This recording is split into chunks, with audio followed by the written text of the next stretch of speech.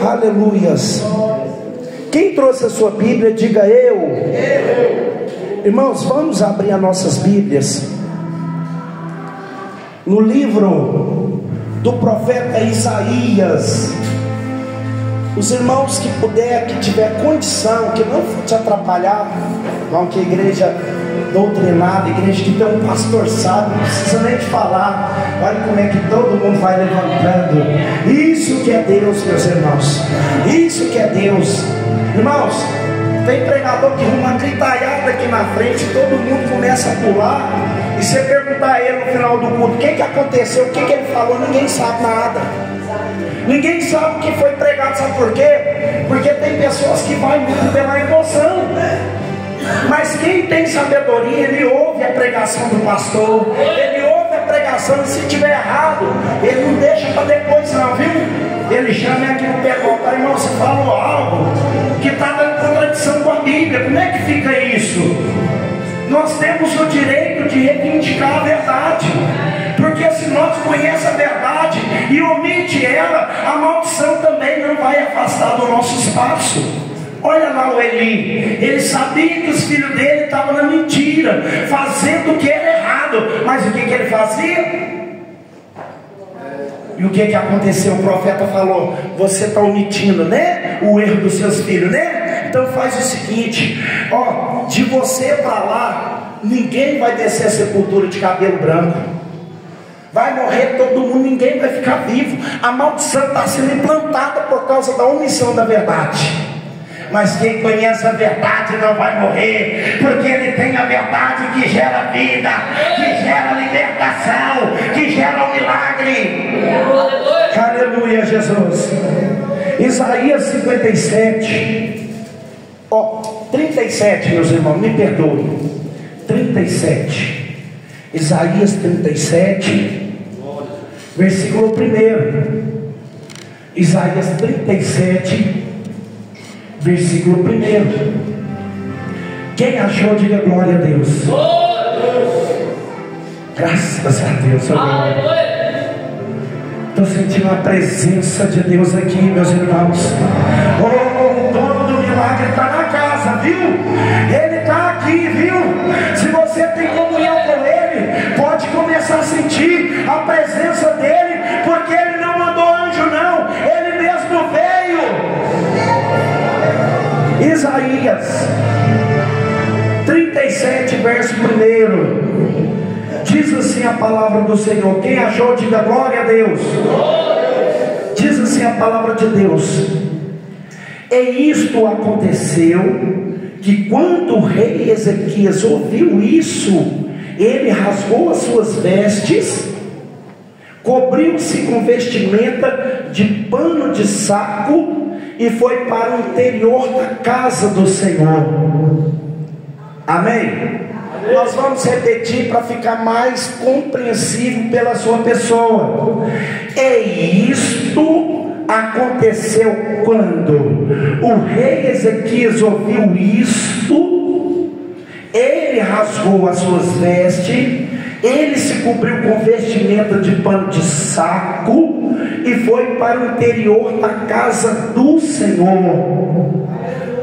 Está vendo? Ele não foi para a rede social se vitimizar. Aleluia. Ele não foi para o WhatsApp, né? Porque tem pessoas que não vêm para a casa de Deus, mas quer ficar postando injustiça, né? Fui injustiçado, eu estou sendo amagoado, eu estou sendo expulso, eu estou sendo extinto, né? Mas aqui o rei Ezequias não, ele foi para a casa do Senhor.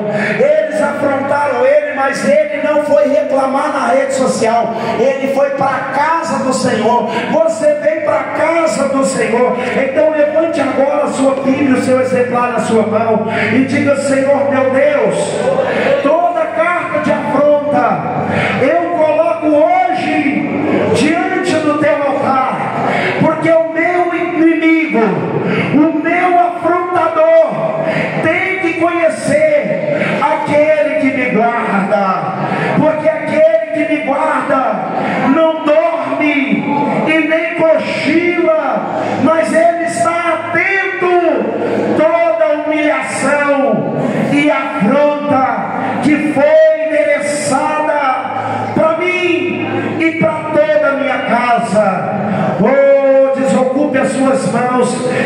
uma linda salva de palmas para enaltecer essa palavra que é digna de aplauso, que é digna de referência. E aleluia, Jesus. Aleluia, Jesus. Irmãos, para mim fazer exposição desse episódio, eu vou precisar gastar um bocado do seu tempo. Quem tem o tempo para dar atenção para a palavra de Deus, diga glória a Deus. Glória a Deus. Queridos irmãos, nós sabemos que o reino de Israel, ele teve 120 anos de um período chamado período de união. Qual foi esses 120 anos? 40 anos do rei Saul, 40 anos do rei Davi e 40 anos do rei Salomão. Quando acabou o período do reinado do rei Salomão, houve uma divisão nas tribos de Israel. E o que gerou essa divisão? Uma falta de discernimento. Essa divisão não era para ter acontecido, mas por falta de discernimento, por falta de obediência, por falta de atenção, por falta de temor, o reino se dividiu. Porque quando Salomão herdou o trono do seu pai, Deus falou com Salomão: enquanto andares no meu caminho, enquanto fizeres o que está dentro da minha lei, enquanto fores temente e andar na minha presença, como foi Davi, o meu servo, teu pai, eu serei contigo, e o trono de Davi será eterno, não haverá fim. Irmãos, para você entender, esse reino dividiu em dois. O reino norte, ele foi colocado na mão de Jeroboão, e o reino sul ficou na mão de Roboão, o filho de Salomão. Salomão, nos últimos dias da vida dele, ele estava forçando as pessoas a trabalhar à força. As pessoas trabalhavam escravizadas, apanhando ainda por cima. E tinha um homem lá que se destacou no trabalho. Ele sabia com habilidade fazer com toda a excelência. E Salomão colocou o olho nele e falou assim: esse homem vai ser o meu representante, ele vai ser o meu braço. E colocou ele como líder. E ele, como líder, ele ganhou a simpatia da tribo de Judá, e da tribo de Benjamim, e da tribo de Manassés, porque ele ficou como porta-voz de conversar com o rei, levar as palavras do rei até o povo que estava trabalhando forçado. Só que um certo dia ele lá ia embora para a casa dele, e apareceu no caminho dele um profeta chamado profeta Aías. Anota esse nome, profeta Aías. E o profeta Aías, cheio do poder de Deus, rasgou a sua vestimenta, partiu ela em 12 pedaços, separou na sua mão direita 10 pedaços, falou com ele: abra a mão. Ele abriu a mão, tu colocou na mão dele, falou: Deus está rasgando o reino de Davi por causa da rebeldia de Salomão, e está colocando na sua mão. Se você proceder bem, se você andar no caminho do Senhor, assim como Deus de Israel andou com Davi, ele vai andar com você por onde quer que tu passares. Por onde quer que tu passares. Mas, meus irmãos, Salomão ficou sabendo dessa profecia e foi atrás dele para criar problema, porque Salomão tinha desviado. Salomão já tinha arrumado 1000 mulheres. Salomão já estava levantando altares de Deus pagão dentro de Israel. Salomão já estava fazendo com que Deus se entristecesse. Salomão estava gerando muita tristeza no coração de Deus. E ele foi atrás do profeta, do Roboão, do Jeroboão, e foi para pegar ele e matar. Mas ele não é bobo, ele correu, se escondeu no Egito. Quando Salomão morreu, ele voltou no reinado de Roboão, chamou as 10 tribos, e fez com eles uma aliança. E nisso as 10 tribos desceu até o norte, onde ficava Dan, Berseba, né? Ficava de um lado e do outro, né? Que tinha Betel, do Rio Jordão, e eles ficavam alojados ali. E o reino do sul, que era o reino de Judá, e o reino do norte, que era o reino de Israel, os dois estavam desfrutando de grandes prosperidade. Por quê? Porque o ditador era Salomão. Salomão morreu. Salomão era o único rei, só que o reino agora dividiu, e o outro rei também estava querendo fazer o nome. Estavam ambos vivendo período de prosperidade. Só que em Israel tinha 7 festas, dentre elas 3 recebiam minha autoridade, que era a festa da Páscoa, a festa do tabernáculo e a festa da colheita. Essas 3 festas eram obrigatórias, todo mundo tinha que vir participar da festa. E quando chegava essa data, Jeroboão prendia o povo, fez um bezerro de ouro, resgatou a prática de Êxodo 32, fez um bezerro de ouro e falou: agora vocês não têm que ir em Jerusalém adorar, porque aqui está o nosso Deus, nós vamos adorar esse Deus. Meus irmãos, o dia que você tirar o olho de Deus, o dia que você virar o olho para outra adoração, o dia que você perder o amor pelas coisas de Deus, você vai ver a ira de Deus se deferindo contra a sua vida. Porque, meus irmãos, não é proibido não você servir outro Deus, não é proibido, só que tem a consequência. Tem a consequência. O Senhor falou lá no livro de Deuteronômio: eis que eu coloco 2 caminhos, o caminho da bênção para aqueles que andar no meu caminho, fazer a minha vontade, guardar o meu estatuto e andar na minha presença. O caminho da maldição para aquele que me deixar, para aquele que curvar diante de outros ídolos, para aquele que fizer o que é mal diante de mim. Então Deus não proíbe você de fazer a sua escolha. Você pode adorar a Deus se você quiser, e você pode adorar a Baal se você quiser também. Só que o dia da prestação de conta, cada um vai receber aquilo que prestou diante do Senhor. E a conta começou a chegar para Jeroboão. Em 722, a nação da Síria invadiu o reino de Israel, pegou as 10 tribos e levou para a Síria.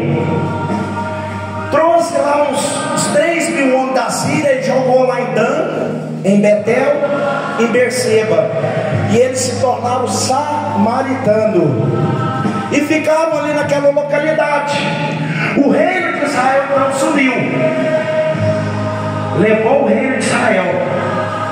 Israel foi preso. Agora Israel não ia mais voltar, porque a idolatria já tinha eternizado o coração deles. Nem o milagre podia tirar o Deus pagão do coração deles. Então eles foram tirados do reino de Deus e foi extirpado.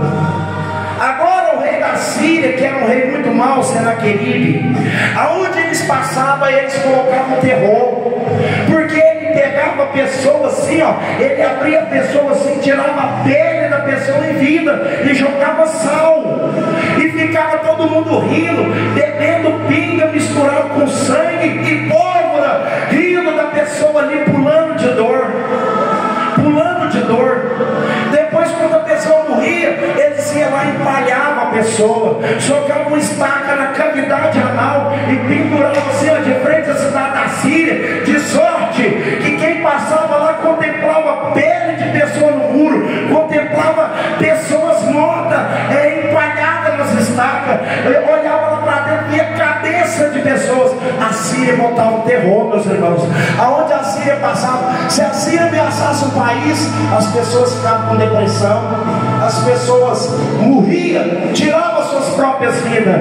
Eu prefiro morrer enforcado do que na espada do rei da Síria, porque ele violentava as mulheres, ele levava as crianças de refém, chegava lá, colocava as crianças amarradas e treinava os seus filhos a matar. Falava: toma bebê, a espada, vai lá. E o menininho vinha,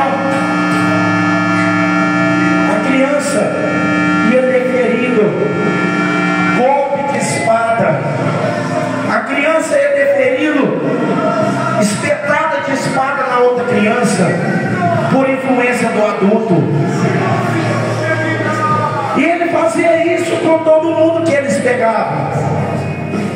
Ele já tinha invadido 48 nações e já tinha feito isso com 48 nações. Todo mundo tinha medo deles. Um certo dia eles falaram: nós já pegou o reino do norte, agora nós vamos tomar o reino do sul. Agora nós vamos desprover o reino do sul. E eles foram para o reino do sul, mas primeiro ele mandou um general. Ele escreveu uma carta e mandou o general entregar na mão do escrivão da cidade de Judá.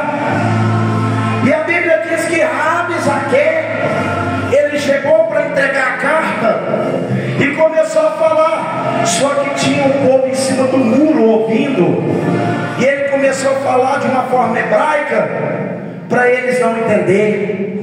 E ele falou: fala na nossa língua, porque eles também precisam entender. Eles estavam lá em cima do muro, eles tinham que entender.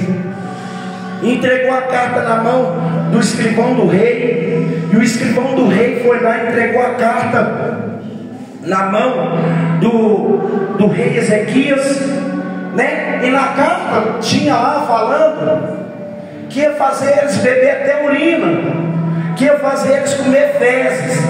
O rei estava ameaçando, falando: quando eu entrar, vocês vão arrepender. Por que que ele fez isso? Porque ele queria tributo.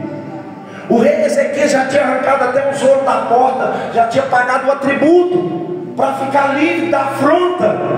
Quantas pessoas estão pagando para ficar livre da afronta, para ficar livre das acusações?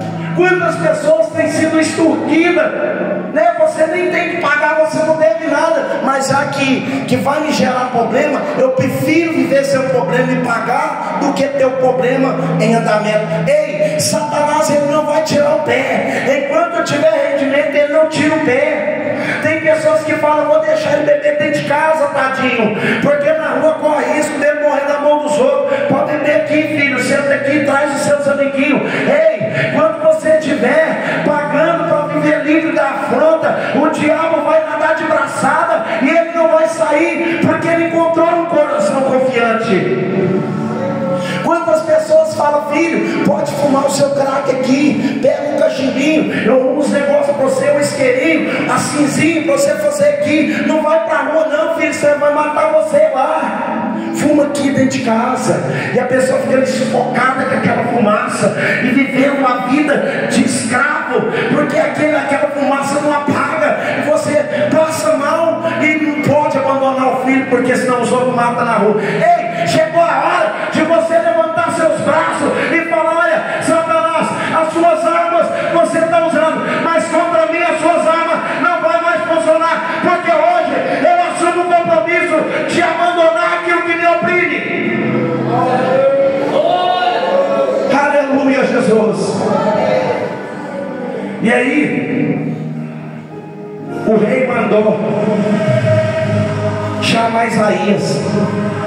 Isaías pegou a carta, deu uma olhada assim e falou: rei, você não leu o negócio aqui não, né? Você não leu a carta direito não, né? Li, a carta é para mim, é meu nome aí. Aí ó, tá falando com o rei Ezequias, olha aí. Mas aí ele está olhando para outra pessoa que também está na carta. Quem que é? Está falando aqui, ó: não pense vocês, não deixe o rei Ezequias persuadir vocês que o Deus de vocês poderá livrar vocês da minha mão, porque todas as nações que nós invadimos tinha Deus, e todos eles caíram diante de mim. Não é o Deus de vocês que vai impedir eu de entrar aí e escravizar vocês, tomar nação e levar vocês a cativo, assim como nós levou o reino do norte. Ah é, rapaz, está falando com Deus. E ele foi para o altar, meus irmãos. E ele foi para a parte interior da casa de Deus. Ele foi para o altar. E ele chegou no altar. Ele fez algo que ele não aprendeu sozinho. Ele aprendeu com alguém. Porque hoje ninguém aprende nada sozinho. Tem que estar na influência de alguém. Se você você tem um bom pastor, você vai aprender a ser um bom obreiro, uma boa pessoa, um homem de Deus. Mas se você tiver um pastor que não te ensina o que é correto, você vai viver uma vida torta e lá na frente vai gerar um problema eterno. Mas Isaías tinha ali a orientação que o rei Ezequias precisava, e o Ezequias recebeu a orientação porque o Isaías tinha ouvido falar do rei Davi,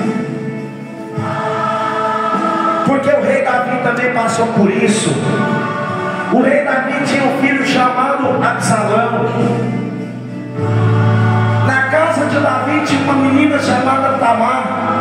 A menina era irmã de Absalão.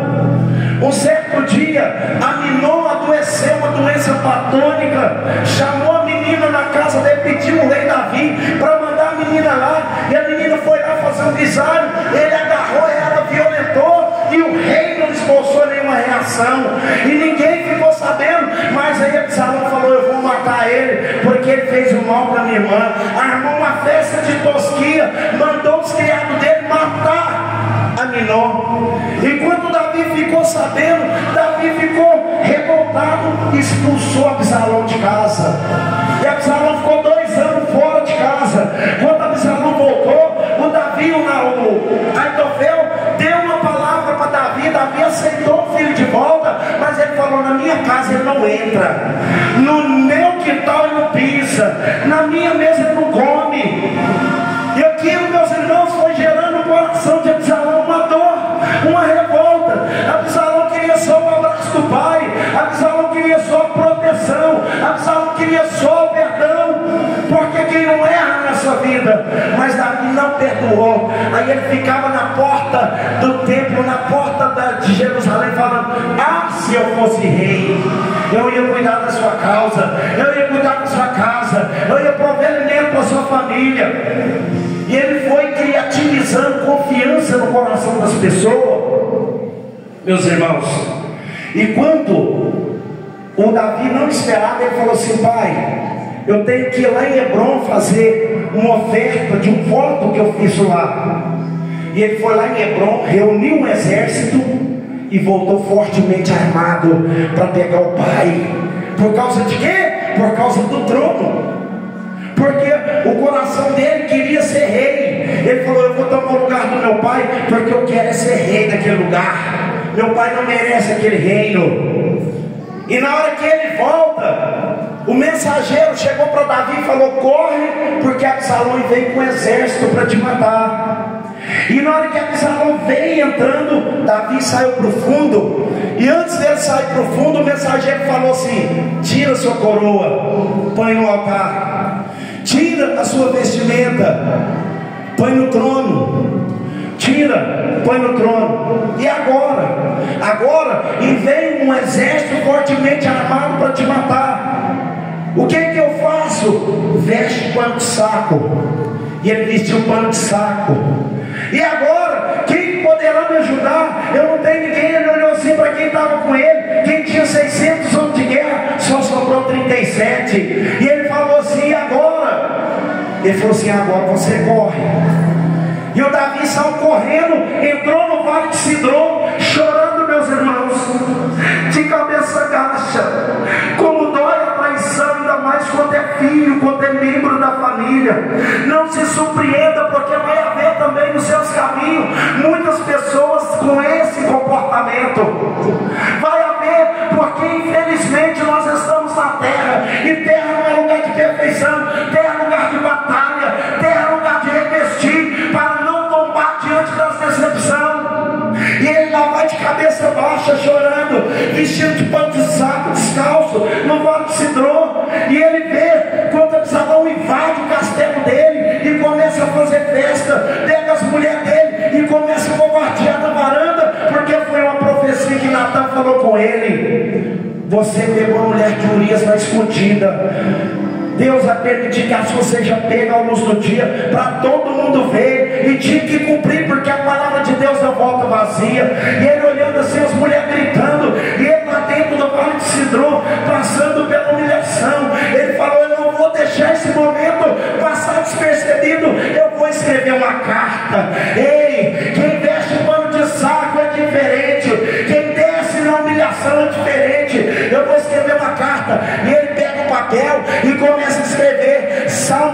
capítulo 3, ele começa a dizer: Senhor, como aumenta aqueles que me perturbam, muitos são aqueles que se levantam contra mim. Há muitos que dizem: a minha alma não há salvação para ele em Deus.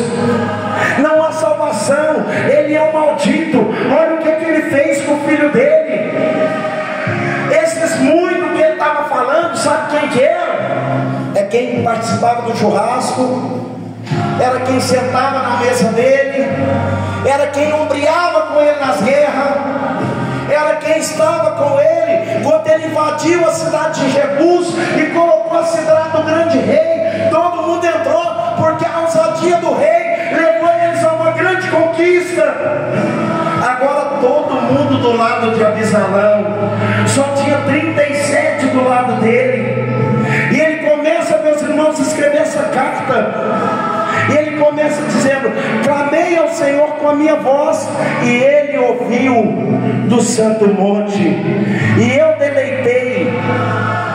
Ele estava escrevendo, mas de repente Deus confortou o coração dele, e ele começa a gritar assim. Olha o que ele fala: ó Deus, eu estou andando de cabeça baixa, Senhor, exalta minha cabeça, porque de cabeça baixa, se eu pôr a coroa, ela vai cair, ela não vai ficar na minha cabeça. Exalta minha cabeça, exalta minha cabeça. Ele falando com Deus: exalta, ó Deus, a minha cabeça. E ele ouviu do santo monte. Aí o soldado dele falou: Davi, nós está escondido, você está gritando, o que é isso? Aí Davi falou assim: agora não tem problema mais não, Deus já ouviu minha oração. E agora, Davi? Agora eu vou dormir.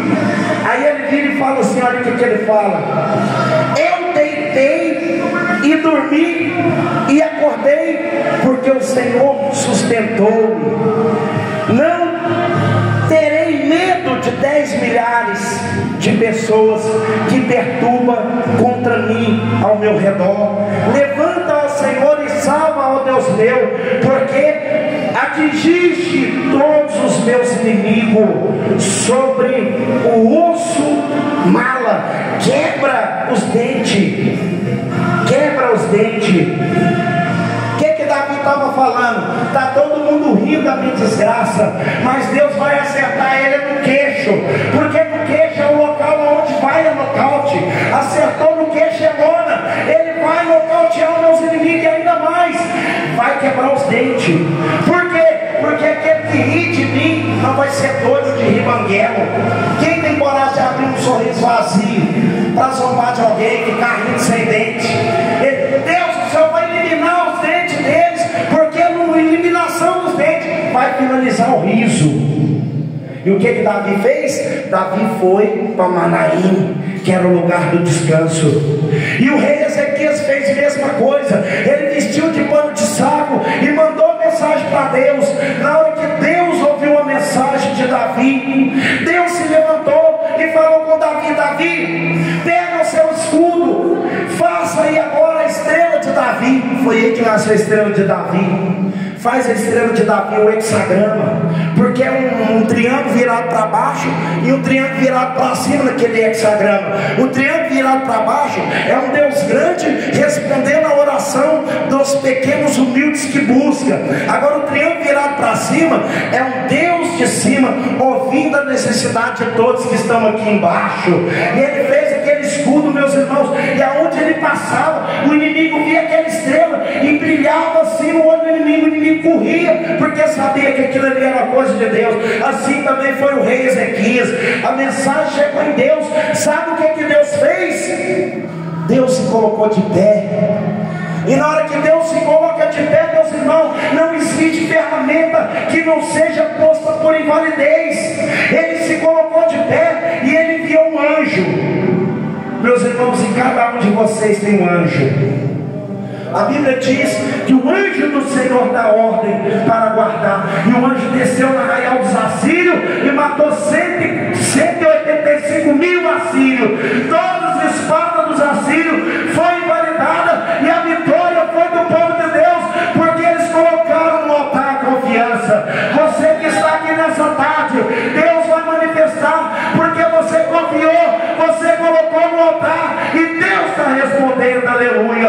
Senhor manda eu dizer para a senhora que a afronta é grande na sua vida, mas a dupla honra de Deus está chegando, e você vai ver os seus inimigos saindo de fininho em ver você honrado. O Senhor manda eu dizer para o Senhor que ainda nessa semana Deus vai te dar um sinal, e Deus vai falar com a senhora na oração que a senhora perguntou para Deus, porque o nosso Deus é um Deus de resposta. O Senhor manda te dizer que tem uma responsabilidade grande chegando na sua mão.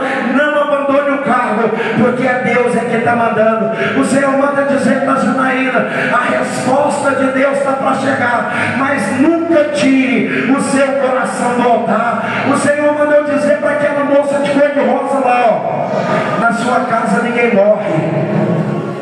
O Senhor manda te dizer que enquanto você estiver com o coração colocado no altar, na sua casa ninguém morre, na sua casa ninguém vai passar pelo médico e ser operado, na sua casa não haverá vergonha, porque o Deus que te chamou aqui é o Deus que vai cuidar de tudo que é seu.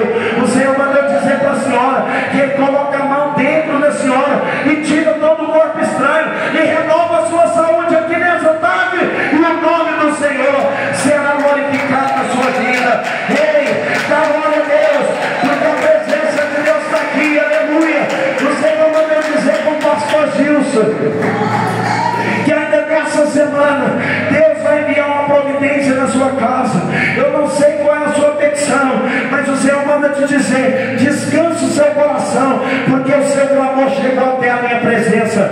Toda a igreja de pé, vamos fazer a oração da fé. Aquilo que eu não falei, que o Espírito do Senhor permaneça a falar em cada coração. Aleluia, louvado seja Deus. Toda a igreja de pé, eu gostaria de saber se tem alguém nessa tarde que quer levantar sua mão aceitando Jesus na sua vida. Tem alguém que quer aceitar Jesus? Tem alguém que você quer levantar suas mãos, unificando a sua fé com a minha e fazendo aquilo que é favorável? Tem alguém? Levanta assim na sua mão, levanta bem alto a sua mão. Tem alguém que quer aceitar Jesus? Antes de eu fazer a oração da fé, eu vou retornar o microfone ao pastor Gilson para dar os avisos que é necessário. Amém? Maravilha, irmãos. Aproveitando que vocês estão de pé, não acenda não, é rapidinho. Membros da nossa igreja, domingo de manhã, Santa Ceia do Senhor, tá bom? Todos os irmãos que participam de Santa Ceia, domingo próximo de manhã, Santa Ceia, junto da campanha Pais de Joelhos, Filhos de Pé. Nós estamos nesta campanha no domingo de manhã, e neste domingo será incluso a Santa Ceia também, junto desta campanha. À noite é com a juventude. A juventude se reúne para aquela grande festa à noite no domingo, e nesta noite de domingo quem vai ministrar é a cooperadora Thelma. A cooperadora Thelma ministrará no domingo no culto da mocidade. E eu quero também, irmãos, aqui convidar os irmãos de fé. Quem é de fé aí, levanta a mão. Então quem tem fé, levanta a mão e dá glória. Dia 29 nós estamos aí com uma caravana, com um ônibus preparado para levar vocês lá na igreja estadual do Cabana, ali em Belo Horizonte. Vai comemorar os 63 anos do ministério e os 49 anos da igreja lá do Cabana, em Belo Horizonte. Nós já alugamos o ônibus, a passagem custa R$32. Nós vamos sair daqui de manhãzinha para estar lá no culto de manhã, e 11h30, no máximo 15 para meio-dia, nós já estamos de volta. Então, olha, não vale a pena perder não, Então você que quer ir, dê o seu nome na livraria.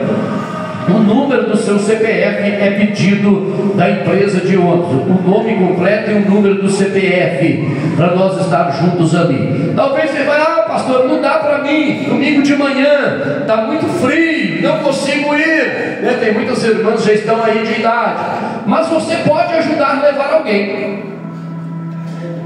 Isso que é o povo de Deus. Eu não posso ir, mas eu vou pagar a passagem para levar um visitante católico. Eu vou ajudar na passagem de alguém. Às vezes você não paga nem completa, mas você ajuda nós a pagar o ônibus para levar todos que querem receber a bênção de Deus.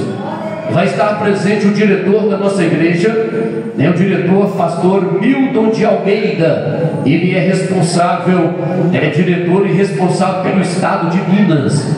Vai estar presente ele com a família, e vai ser uma festa linda lá no Cabana. E nós estamos incumbidos em levar uma caravana daqui. E eu convido você, é um convite especial. Não é simplesmente para ir lá, não, é para ir lá receber a bênção de Deus. Passagem em conta, R$ 32, e de volta. Vai pegar você aqui na porta da igreja.